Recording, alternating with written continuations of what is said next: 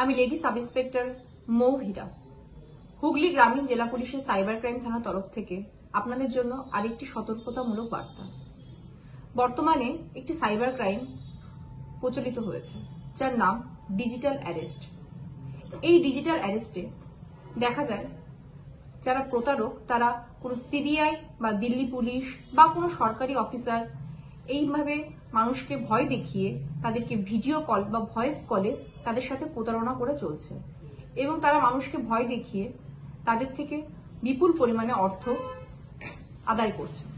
এই ধরনের প্রতারণার ক্ষেত্রে প্রতারকরা বিশেষ কিছু টেকনিক ব্যবহার করছে। তারা ভিডিও কল করে মানুষকে বিভিন্নভাবে ভয় দেখাচ্ছে এবং তার মধ্যে একটি হলো আপনার ফোন নাম্বার কোনো ফ্রডের সঙ্গে যুক্ত এবং সেই ব্যাপারে এনকোয়ারি প্রয়োজন, বা তারা এমনও বলছে আপনার ফোন নাম্বার বা আপনার আধার কার্ড বা আপনার আইডেন্টিটি কার্ড কোনো মাদক সংস্থার সঙ্গে যুক্ত এমন পাওয়া গেছে।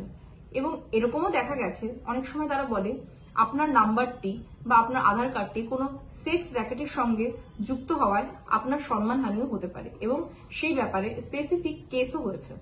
এবং এইভাবে তারা ভয় দেখাচ্ছে এবং তখন যখন ওরা ভিডিও কল করে সেই ক্ষেত্রে দেখা যায় যে ব্যাকগ্রাউন্ডটি থাকে সেই ব্যাকগ্রাউন্ডেও পুলিশেরই অফিসের ব্যাকগ্রাউন্ড থাকে এবং তারা মানুষকে আরো একটি বিশেষভাবে ভয় দেখাচ্ছে যে আপনি যদি আমার কথা না শোনেন তাহলে এক্ষুনি আপনার এগেনস্টে ওয়ারেন্ট ইস্যু হবে। আর সেই ক্ষেত্রেই যারা ভিকটিম তারা বেশি ভয় পেয়ে যায়। সম্প্রতি আমাদের হুগলি রুরালেও এই ধরনের একটি ঘটনা ঘটেছে। ভিকটিমকে ফোন করে ফ্রডস্টাররা ভয় দেখায় যে তার নামে যে সিমটি আছে সেই সিম দিয়ে একটি ফ্রড হয়েছে এবং তার এগেনস্টে আন্ধেরি থানায় একটি এফআইআর করা হয়েছে এবং ভিকটিমকে আরো ভয় দেখানো হয় তিনি যদি তাদের কথা মতো টাকা না দেন তাহলে তাকে এক্ষুনি অ্যারেস্ট করা হবে। ভিকটিম ভয় পেয়ে প্রায় 2 কোটিরও বেশি টাকা হারিয়েছেন এবং এই ঘটনা থেকে আমাদের সকলকে শিক্ষা নেওয়া উচিত যে ভয় দেখানো মানেই সেটা সত্যি নয়।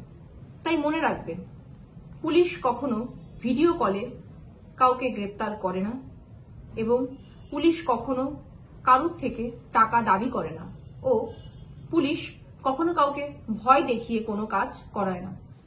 এবার জেনে নিন, যদি আপনার সাথে কখনো এমন কোনো ঘটনা ঘটে তাহলে কি করবেন।